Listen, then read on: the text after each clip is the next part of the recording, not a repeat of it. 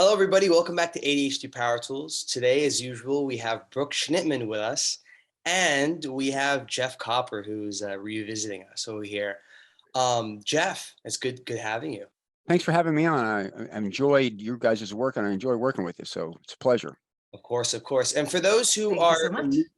our new audience, Jeff, can you kind of reintroduce yourself? What do you do in the ADHD space? Yeah, so I'm actually a trained life coach from the Coaches Training Institute and the ADHD Coach Academy. I specialize in life coaching, really, for those that are neurodiverse, more specifically ADHD.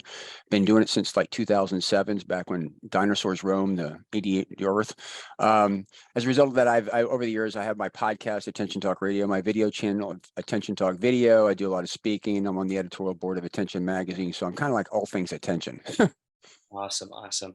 And today, what we want to talk about is emotional self-regulation. Jeff, I want to ask you, how would you describe that? And in terms of the fight, flight, and freeze. Well, so I think just to lay this out is, as of right now, emotions are not a part of the diagnostic criteria in the DSM. Now, they were before 1970. We're not exactly sure why they were taken out. We believe it's because they weren't really measurable, but you talk to anybody, any of the foremost experts in the world, they all agree that emotional self-regulation is a big part of ADHD. And more ADHD is being reframed as an executive function impairment. And depending on who you talk to, I'm a big fan of Dr. Barkley's model. Emotional self-regulation is an executive function, along with self-awareness, self-restraint, the ability to think in your head, self-regulation kind of in general. So fundamentally, it is an executive function. And I like to think of an emotion just really kind of, there's lots of words out there. Sometimes it's easy just to synthesize it down. An emotion is a reflexive reaction. And I use the word reflex, like if you stick something down your throat, you're going to gag, or if the doctor hits your knee with that hammer, your knee's going to swing out, or if you're going to fall, your hands are going to reach out to brace yourself. So a reflexive reaction is an automated thing, and reflexes are really kind of good. But I like to think of it as a emotion as a reflexive reaction. Now, a feeling is the physical manifestation of an emotion. So when you say, I feel, that is an emotion, all right? Now, as a survival mechanism, okay, hardwired in our brain, it's the survival thing is when you feel threatened with your life, right? You feel like there's a bear chasing me, right? You feel that reflexively, you go into fight, flight, or freeze, okay? It's a defense mechanism. What's important to understand is when you reflexively go into that, your thinking brain is taken offline. So your prefrontal cortex is the thinking part. The more primitive brain is down here. And when you feel it, it reflexively kind of takes you into that.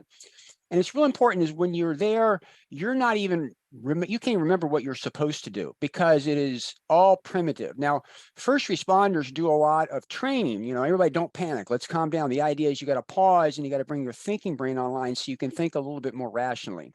And so the fight, flight, or freeze response is a survival thing. Now, the thing, how this manifests a little bit, and I know we're going to get back in a second, is people with ADHD, if you feel threatened, okay, feel, it doesn't even mean that you are threatened. It's just, if it feels threatening, you'll have a tendency to fight, become paralyzed, that's the freeze, or just run like hell. And so it's really kind of important because people with ADHD, they struggle with self-regulation. Two things you got to regulate if it's an impairment. One is the attention that most people focus on, but most people don't realize emotional self-regulation is as much a part of ADHD as attention. In fact, the people that struggle more with emotional self-regulation, it thwarts the regulation of attention. Like you have to regulate that first before you can actually do the attention side. Make sense? Mm-hmm. Mm-hmm. Absolutely. Absolutely. I would also like to add just the piece that like fib, right? So if your child or someone in a relationship close to you gets afraid just based on your mere presence, right? Yes. Or, you know, your reaction to them, they might lie. So that's their emotional response Yes. to you being there. So yes, I completely agree. And what I'm describing, there's a lot of people to describe. Some people talk my amygdala is hijacked. There's a flooding feeling or whatever, but really, I think it's really important when you think of an emotion at an extreme is that you go into a primitive mode. It's a reflexive reaction and you're not thinking like objectively, you're Yes. thinking emotionally. And so it's kind of important. I think we'll talk a little bit more about that later, because also understand when people say I feel, they actually are skipping over the thinking part. They're jumping to conclusions. As much as they think they're thinking, they're actually not. Mm-hmm. Mm-hmm. Yeah. So a feeling, though, doesn't that come from a thought, which then comes from a circumstance? So think of it like this. Again, I don't want to everybody think emotions and feelings are not bad. They're really important survival mechanism. Like when I was a kid, I stuck my finger in a light socket, right? And I got electric, whatever.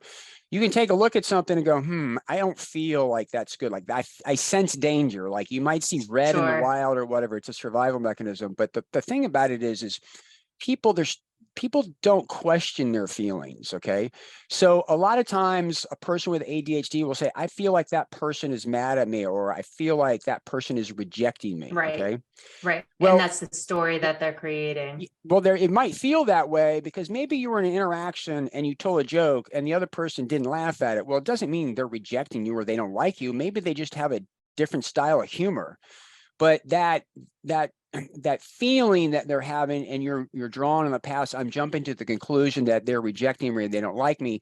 If you were to stop and objectively look at it, might not be the case. Again, it doesn't mean they're rejecting, they just have a different sense of humor. Or as I described, I was backpacking with a bunch of Boy Scouts one time, and there was a copperhead snake, namesake, off in the distance. It was safe. It was in distance. But the next day, I'm walking down the path, and all of a sudden, I'm looking down, and all of a sudden, I bring my thinking brain online objectively, and I'm like, that's not a snake. It's a stick sitting in a thing. And so that demarcation is really important because it's the difference between objectively looking at the facts right now as opposed to the past. There's a lot of ways to describe this. Fear, forget everything and run. False evidence appearing true. Thinking's difficult. That's why people judge, right? Or is the only exercise you get in a day jumping to conclusions. All of those are vernacular that we have to illustrate is when you're saying that you feel, you're jumping to conclusions. Again, there is some validity for this because literally you can have an experience that your feelings are coming around. But one of the things that we'll talk about a little bit is far too often people don't question their feelings. And your feelings deceive you quite frequently, but people with ADHD, they don't stop and think, which is actually a part of the problem. Thinking inside your head, if you have ADHD, is effortful and difficult. So there's the urge to escape. So it's actually easier to judge than it is to actually solve the problem. Absolutely. I completely agree.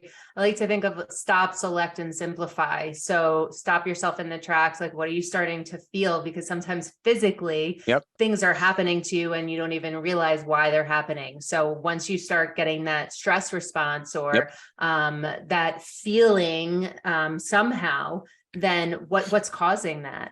Are you anxious or are you fearful about something? Are you allowing negativity? Are you not setting boundaries? What's going on? Lack of sleep, whatever. And then figure out, where you need to go rather than just going.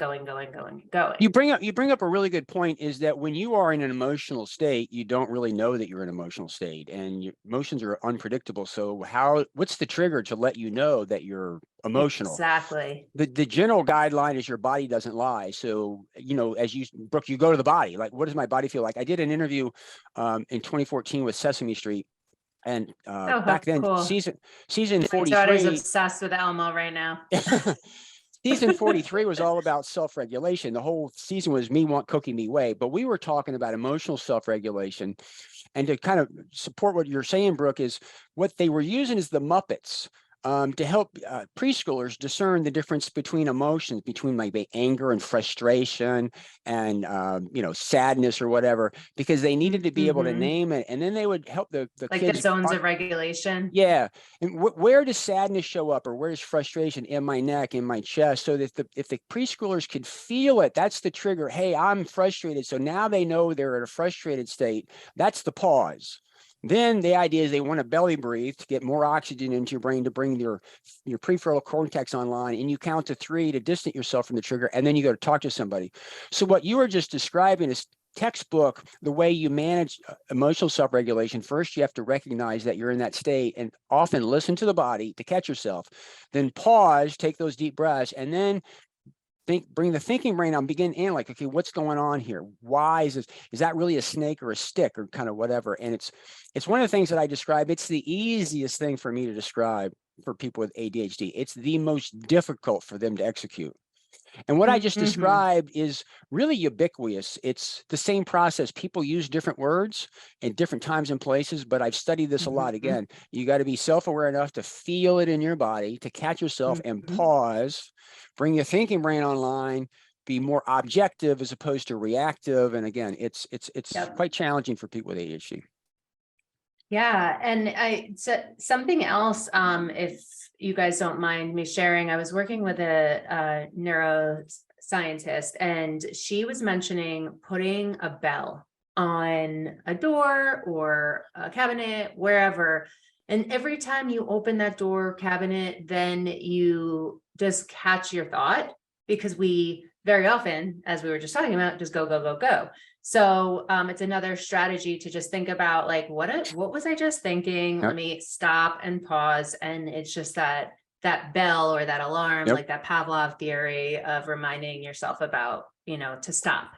And you can go a step further as you stop, not just think about that, but also take your emotional weather report. Like, where am I? I'm partly sad, partly happy, as a means to just to stop and check in with your body to bring that awareness up so that you're more mindful of it. Like, it's just like an athlete practicing stuff so that when we're in the middle of the game, you're more apt to catch yourself. And so, yeah, it's an awesome exercise for people with ADHD.